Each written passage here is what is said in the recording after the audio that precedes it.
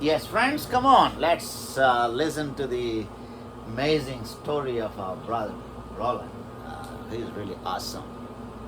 Thank you, my brother. Uh, Come on. Thank you. Share your story from your age 15 to 22 in that high school, how Okay. you experienced God's goodness in your academics, your spiritual walk with God, and getting ready to getting into family life, and then summarize some of the spectacular good things God has done in your life so that my viewers will know how to walk with God.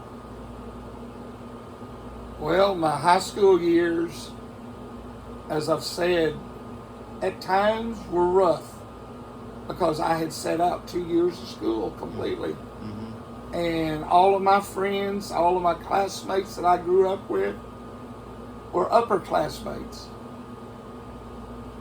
And I felt like I was alone. I was alone at times. But yet, when I was alone, I knew that God was leading us at the same time to reach out to others. And I reached out to others. And one friend of mine that I can really relate to was Eric Townsend. He went to a little Southern Baptist church in Blue Mound. And I went to their youth groups many a times and still attended and had home church at Saginaw Assembly. But I would be involved with their youth, which in return were members of the YPC, Young People for Christ, at the school.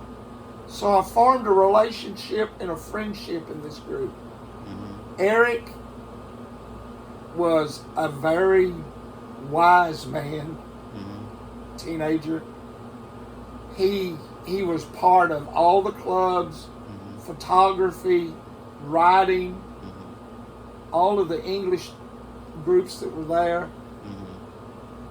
And we began to have lunch. And in the biology department, Mr. Lee was the director, the teacher. He was my biology teacher. He opened the back room, and we could take our lunch in there, read our Bibles, talk, and just relate to what God was doing in each of our lives. And Eric told me at one time, he said, Roland, I feel God directing me in a direction. And he was being called into being a lay minister, not a full-time preacher, but one that could take over if the pastors were sick. And we went many a times to the Union Mission downtown Fort Worth and preached and sang to these men that were hurting. Now, you have to realize this is 15, 16-year-old kids going and preaching to hardened men that felt like they had no hope. But we knew the hope that they needed was only with Jesus. I want to interrupt you here. Today, people brought this kind of theory, peer pressure, and this and that. But as you are sharing your testimony, I could hear you time and again, spiritual things. You said you found a youth group, reading the Bible, Right. even in the... So, if the days are same, even in those days, do you have this kind of peer pressure today? The young people, they say, hey, you can't understand us, we have a peer pressure, they go, they live with the woman or man, and they're not going with the drinking, gambling, smoking. No, they say, so what do you say about that? To me, it's wrong, but I will say this. There was a period during that time God was moving in my life, but at the same time, when God's moving in a young person's life, there's an enemy over there that says, I don't want this to happen. I'm going to take them down. And I went through some times, not just health and things like that. But I found you could manage that peer pressure, what people are calling today, Yeah. by associating yourself with some spiritual people. Yes. Right? Yes, sir. Mm-hmm. And I relate that to the music that I was a part of, the ministers that I was a privilege to sit under and hear them teach and preach. And at the same time, teachers that I had in school. And nowadays, so many people, there's so much out there, social. You can't say this. You can't talk about this. And they just put it on the back shelf. I think because of the environment in the school, in the church, in the home, it is. All the environment help you to experience the goodness of God It and did. to become so close to God. I mean, instead of getting into the worldly environment, right? Yes, there was 3 teachers I remember, or 4 really. I won't talk. I'll just name one. Was my biology teacher. Was Mr. Samuel Lee. He was a deacon and an elder in the Methodist Church. And I'll never forget one study he was going to teach us. The day before we were to study it and get into a study in biology, he said, I'm wanting to let you know, tomorrow we're going to study evolution. And he said, I don't want you running home and telling your parents we're going to tell the stories of how we evolved from an ape or a monkey. Some of y'all act like apes and monkeys, but you're not. You're a creation of God. And he, to this day, I always talk about the lesson he taught on evolution was the first thing he asked. Do you know what evolution is? And most everybody said we came from monkeys. He says, no. The definition is what I want of evolution. And that's how we're going to teach it and how we're going to learn it. And he said, evolution says there has been a change. And we're going to look at it from not Darwin's theory, because that was only one man's theory. There were other ones that taught on how it evolved or how it came about, that the earth has changed. Animals have changed. And that related to a lot of us in Basel. We were raised in the country. We saw horses, cattle, all livestock you can talk about, from birth to death. And we saw how life came out. And it taught us the study of what God did in us. How God created life. And how we were supposed to live. How He provided. And I've preached a message many a times on God's provisions.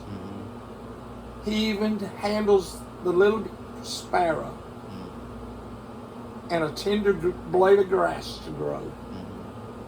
If He can do that for those small things, what can He do in our lives? Greater things.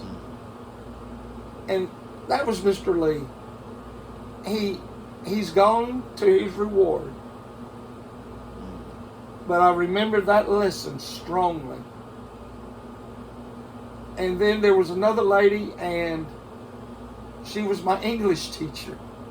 Didn't learn too much, because I've got nothing but Texas in my voice. But her name was Sylvia Underwood. We related in different ways. She was a Pentecostal Assembly of God from the old North Side Assembly of God here in Fort Worth. A church that believed in the power and the presence of God, working in lives, changing lives. And she lived a few blocks from my own home right here. But we would go to her and sit and just talk on the off time of the day about how God moves if you allow Him to. Mm-hmm. You have to allow God into your heart. Mm-hmm. Then you have to allow God to work through the whole body. And Sylvia was the kind of woman that a friendship, she was one of mine that I looked up to. Because she taught the love of God, even through English lessons. We would read one of her books that we read dealt with the early ministries and works of God in the early Americas. So I could hear time and again you are saying the love of God. No, society was filled with the kind of love. You could experience the love of God in the school, the teachers. They had a movement of God and Jesus movement moving through the states, but there was also some other movements. There was a move of free love. And high schoolers, teenagers, there were many parties where, well, the only way they could put it, we're going to have a party out at so-and-so's house, and the beer's going to be there, and all the good-looking girls, all the cheerleaders, not all, but just those were going to be there. So you were invited. Now, I was not part of all of the wild things then, but yeah, I went a few times, and I knew inside that little voice kept saying, you don't need to be here. And I would eventually leave and go. But God spared us a many things. One of our teenagers in high school, I won't mention his name, but he was one of the main drug dealers in all of the North Tarrant County, Wise County area. And he supplied them. And he offered many a times, do you want this drug? Do you want this? It won't hurt you.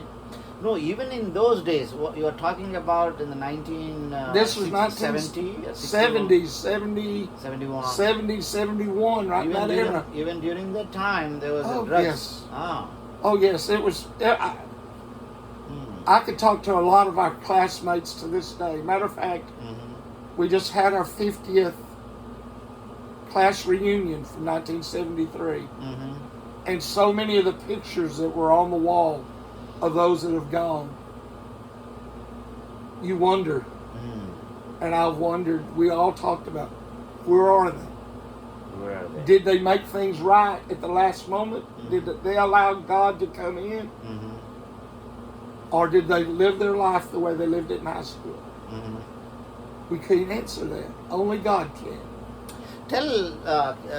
Speak to our audience on how you manage this peer pressure, how you protected yourself and you could really stick to your spiritual values and maybe your tips or maybe your experience.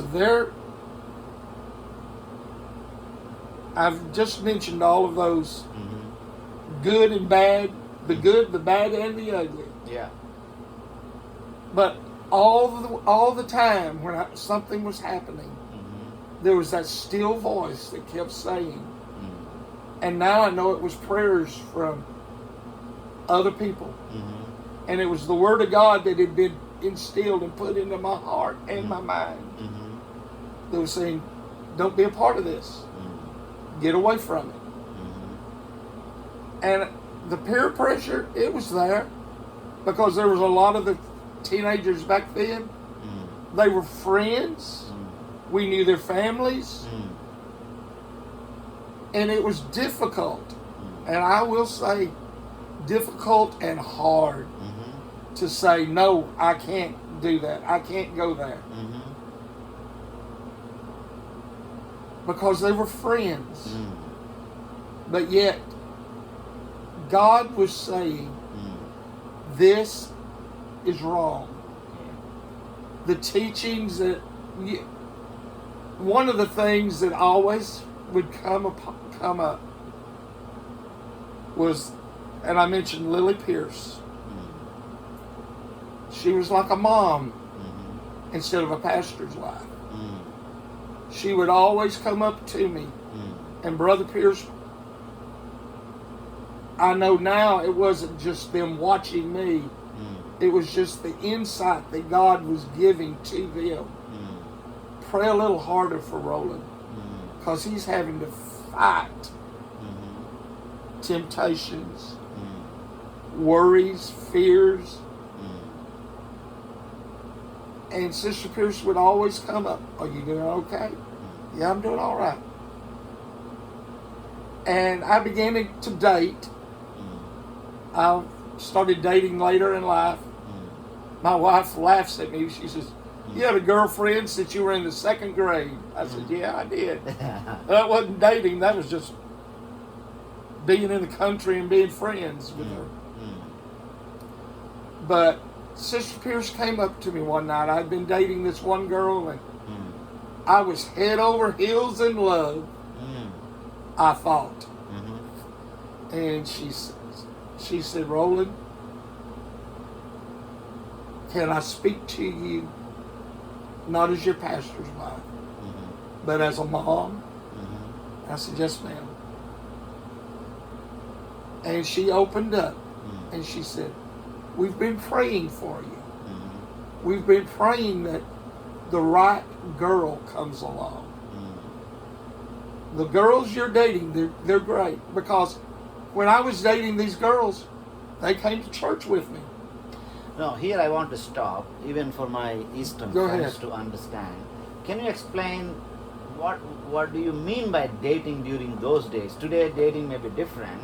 So, when you say dating with the girls, I mean, what does it mean? And what, Dating with the girls? What is that exactly? Tell me. Well, I can tell you from Mm-hmm. being here Mm-hmm. in America, in Texas, Mm-hmm. the teenagers that are here right now, the ones that are growing up, Mm-hmm. they're growing up in a relationship. Mm-hmm. They think if they have been with a girl Mm-hmm. or dated her Mm-hmm. 1 week, Mm-hmm. it's time to celebrate an anniversary. This is the one I need to be with. Mm-hmm. And they'll celebrate an anniversary one week, 1 month, 3 months, 4 months, 6 months, all through it. You mean and it's not a how do I want to phrase this? no? What is it's- that anniversary? 1 week friendship is an anniversary. A friendship, it's a friendship's all it is. Mhm. But they think it's a forever love. Okay. That this is the right one. Mm-hmm. They haven't prayed about it. They haven't even talked to others about it. They just speak and say, oh, we have a date tonight. It's our anniversary week. Mm-hmm. I'll look at them and go, your anniversary? Yeah, we've been together 1 month. Oh. And they think they're head over heels in So for love. my Eastern friends, they don't understand. What do you mean by we are together for 1 month or 1 week? What do you do? Only just hang around, or maybe what does that mean exactly? What does that being mean? together. We have been Okay. together for 1 week means what does it mean? What do you do? Well, to them, Mm-hmm. it's partying, Mm-hmm. going into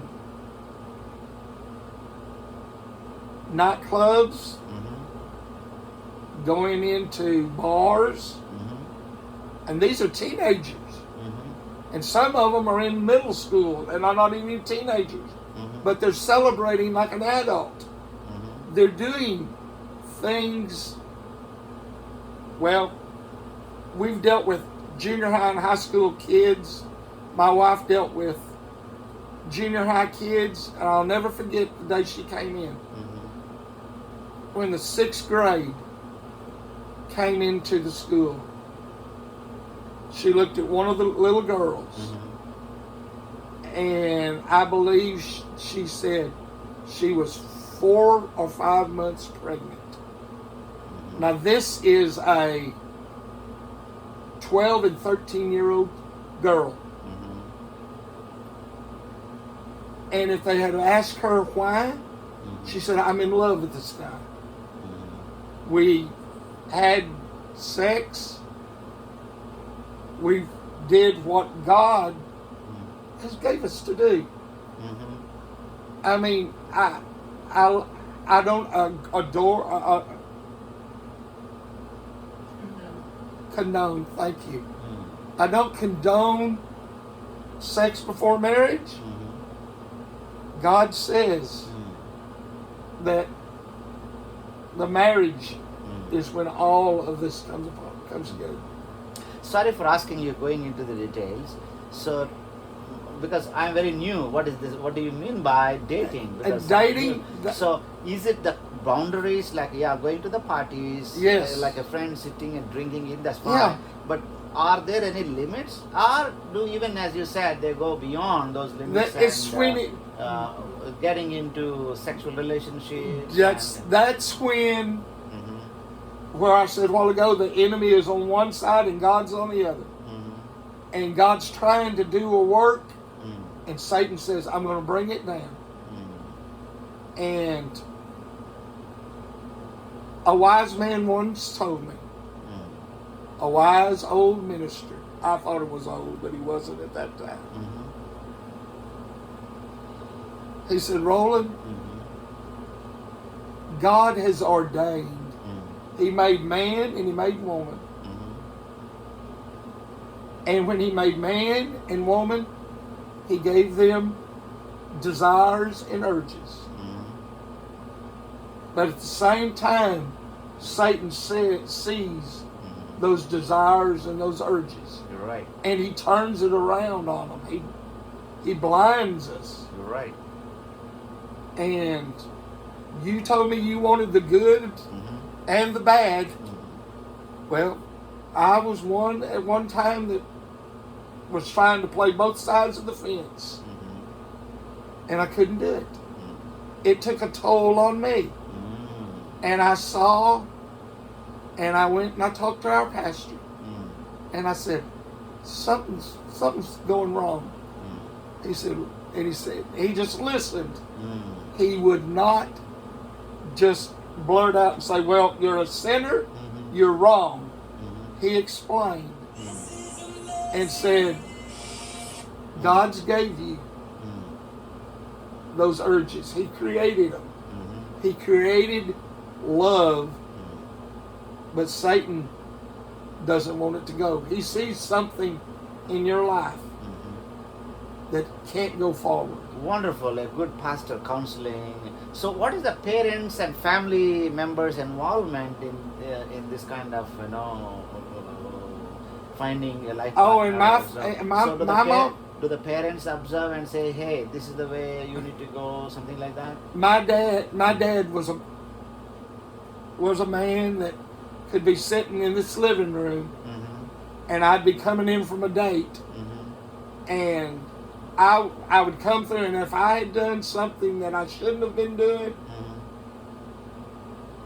even without being on a date, just doing something that I shouldn't have been doing, I'd walk in and say, "Hi, Dad, how you doing?" I would give it away right then that I had done something wrong. Okay. Dad would not look at me and say, "Go to the room, you're about to get a whipping for it." He wouldn't do that. He'd sit down, and it would be a stern talk.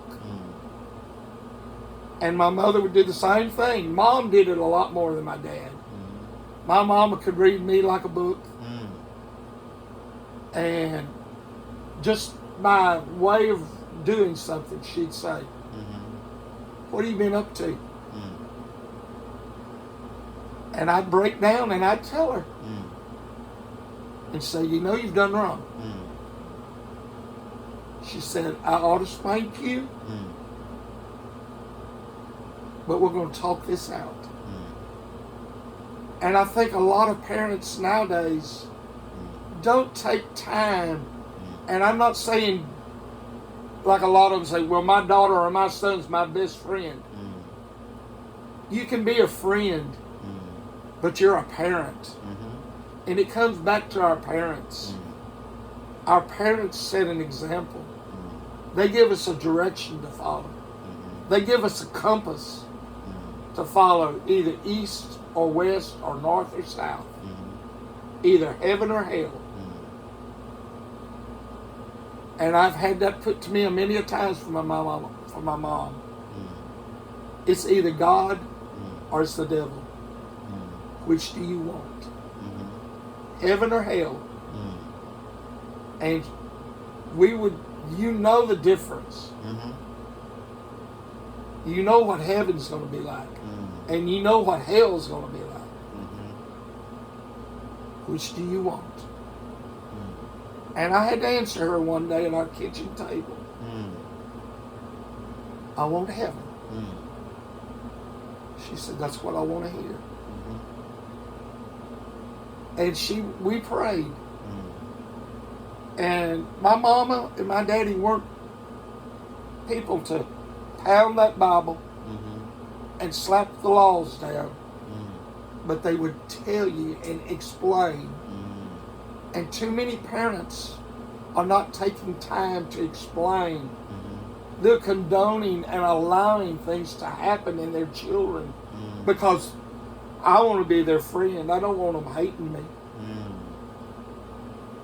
If you love them, then you'll correct them. If you love them, you'll set the example.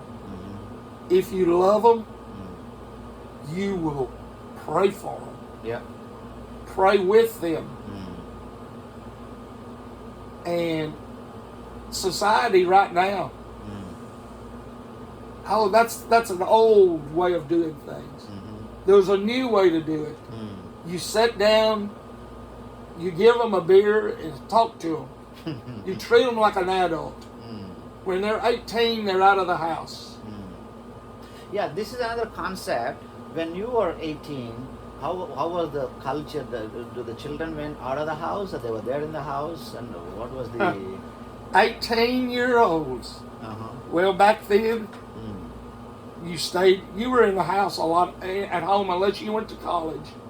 You stayed at home. You got a job, and started realizing you're an adult. You're not a child anymore. You're still a teenager, but you're not a child. You don't answer to your high school teachers. Except I still went to a lot of my high school teachers and unloaded. My pastor, our teachers. Because I knew they were wise and they were people of God. They were led of God. Molly Newcomb was another one of my teachers that was another mama. She took me under her wings. Her and her husband had been teachers at our high schools since Boswell had been there, which would have been 10 years when I first met her. But Molly was a Sunday school teacher. She was of the Southern Baptist Church, North Fort Worth Baptist. And when she talked, she talked not just as a teacher, but a studier of the Word. And she would talk to us about prayer, reading our Bibles, staying in church, asking and praying, God, what do you have for me to do? Let God lead you. Let God direct your path. Because if you don't have God, you had nothing. So tell us something about some of the close walks with God in your youth age from between 15 to 22. Close walks. Some highlights of your spiritual incidents, or maybe how God talked to you, or what you have done for God, some kind of highlights of your spiritual life. Well, my spiritual life, like I've said, was through music, being a song leader. But I think one of the greatest things I remember was being able to be a teenager and sit under ministers that had been in the faith for 50 years. Those were what we call the old gray-haired, white-haired preachers. And women, men and women. And we sat and listened and realized God moved so mightily in their lives, but He still can do it in a teenager's life. And I began to ask God, I want to see more of this in mine. And there was one of the ministers I can really think of it was a lady minister, her and her husband, brother and sister Mercer. They knew me in my teenage years, and even in our later years as ministry came along. They would come and preach when our pastors, the Pierces, were on vacation. They would take care of the church. Brother Mercer would preach in the morning service on Sunday. Sister Mercer would always say, I want the evangelistic service. I want that Sunday night service. He said, you can preach to them in the morning, but I'm going to come back and I'm going to preach hard at them on Sunday night. Well, what she taught us and taught me was to stand on the Word. Always have the Word beneath you and with you. And what she meant by standing on the Word was putting on the full armor of God. Being shod with the preparation of His gospel. That when you wake up in the morning, you put it on and you prepare for battle. Have you started preaching during that time? At the age of 20? I started, well, everybody used to say when I did a song service, I was like a preacher because every one of those songs, you started explaining. I went into them. If it said keep on the firing line, which was on page 140, it tells us, get on the firing line, be ready for the battle. You look at page 14, and I can name these songs off, my son can too, on the number of the pages. 14 was power in the blood. These are the messages in those songs. And I learned that not just in the Pentecostal church, but in my teenage years again, when I was in choir. Our director of our choir in high school was a Baptist song leader and a teacher. And before we did any songs or any concerts, and we didn't sing gospel songs. It was songs like, one of the songs I can remember was Bridge Over Troubled Waters. That was a earthly song. That was a song played on the radio all the time. But before we would get up to sing, he would tell us to sit in our chairs. He wanted to say one thing. He said, you're about to go out to an auditorium full of people. And in those people, they're hurting. Some of them are going through situations in life and battles with habits, things that God says is wrong. But it's not up to us to tell them. It's up to the Spirit of God. And he said, that's what I want this music to do, is to sink into the hearts and into the minds and into their souls. And let them know for 30 to 45 minutes to an hour, they can rest and be assured there's hope out there. And that hope only comes from Jesus. And we would pray. This is a high school choir. Sitting there, all denominations, some believers and some not.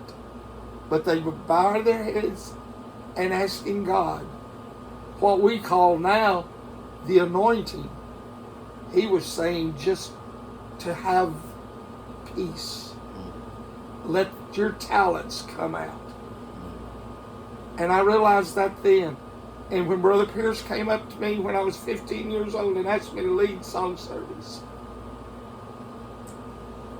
I thought, I'm inadequate. But then I heard Mr. I can't even remember his name now, that's terrible, our choir leader, saying, for this few minutes, you're going to be the preacher. You're going to be the teacher. And I had a woman, she was the song leader at Northside Assembly of God, which at that time, in the 60s, 50s, 60s, and 70s, was a strong Bible-believing Assembly of God. And she came up to our church. She had retired out. I remember her first name, I think, was Velma, but I cannot think of her last name at all. But she came up to me after we had done song service. And she said, I enjoy that way you lead service. Because I would put everything I had into it. We had an orchestra. Our orchestra was an anointed group of men and women that played. And I always think they covered up all my mistakes. But they were there. But when she said, her last name was Velma, it was Greg, Sister Greg. She said, I love the way you sing and you put your whole body and soul into it. And that's what I would do. So I could understand from your whole discussion, you could find peace and purpose in engaging spiritual activities. Yeah. And that helped you to manage all the to manage all of the social. What they say, you've got to be in the Word. Prayer, reading the Prayer Bible, and reading singing, your Bible, attending singing. the church, Yeah. and being with the elders. I know you substituted your loneliness with the spiritual things. And we did. That helped you to manage this peer pressure, right? Yes. And there is because I know, and it was hard on myself and others in the 70s. And here we are in a complete new century, 2025. And with the teenagers that are going through things right now, even the elementary kids, junior high, middle school, high school, college, they're having so much pressure and so much temptation that's right there at their fingertips. They can pick up their phones, which, don't get me wrong like this, there's nothing wrong with a phone. It's an important part of our lives nowadays. But they can pull up so much pornography. Where the best place to go get your alcohol or the best place to go get drugs, it's right there at their fingertips. Where we had to search it out and find it, theirs is right there in their hand. And that's where we need to be praying for our teenagers. What kind of advice you give to my young viewers? Maybe some young man may be watching, and they may say, "Hey, you old people can't understand our struggles." But your experience here in US, how you managed your youth, maybe give them finger tips of how to manage this peer pressure, the so-called peer pressure they talk Well, all I can say is this: peer pressure. Every one of us that's living today has went under peer pressure, no matter where they lived, no matter what home they came out of. A lot of people like to think only these things happen to the ones that are poor or looking for stuff. Or we deal with, my wife and our ministry, we have dealt with children from infant all the way up to 99 and 100-year-old people. The infants couldn't tell us they were hurting until they got older. But they could tell us later, I'm hurting. I've seen this, my friend over here doing this, and they go to church. Their mom and dad, they go to church, and they're doing okay. So why can't I do what they're doing? And the only thing that we can do to them is show them I went through the same stuff. And we have to share the bad in our lives to show the good. We pray. Our ministry is hand in hand. When we would go to churches and to teenagers, we would take teenagers of the church and we would take, I'm trying not to jump ahead. That's part of how we dealt with and show them. We trusted these teenagers to be a part of our ministry at that time. No, I'm asking, give some tips how to manage this peer pressure from your youth experience today, because people say it is impossible to manage, but it is possible. In your time, you had in that context, you had your own. I had choices. So maybe one or two tips for the younger people today, they can get lessons from your life. One thing I observed, you substituted spiritual activities. That's what I wanted to say here. Find a church. Find one that's based on the Word, not on a man. The only word that we can trust 100% is Jesus. And we have to believe that His Word is absolute. We can't change His words to fit our lives. And I understood from your conversation, hang around with the elders of the church. Be a part. Teachers. Find you someone in the church. And I use the word elder. I use the word mentor. Mentor, yeah. Find someone. Not one that's going to just pound the Bible into you. But he's going to sit there, or she's going to sit there. Because it can be a man or a woman. To be able to bring their life, bring their directions that God led them through. Because we learn by experience. From when you're a little child, you learn, don't touch that hot stove. Don't put your hand in the fire. And if you tell a little child, don't touch that stove. And I understood, have a good relationship with the parents. And that's it. Get wise counsel from parents. Hey guys, amazing. You see, today is really a great word of wisdom coming from this wonderful man of God, Roland. Keep watching. We'll come back again after taking a few minutes of break.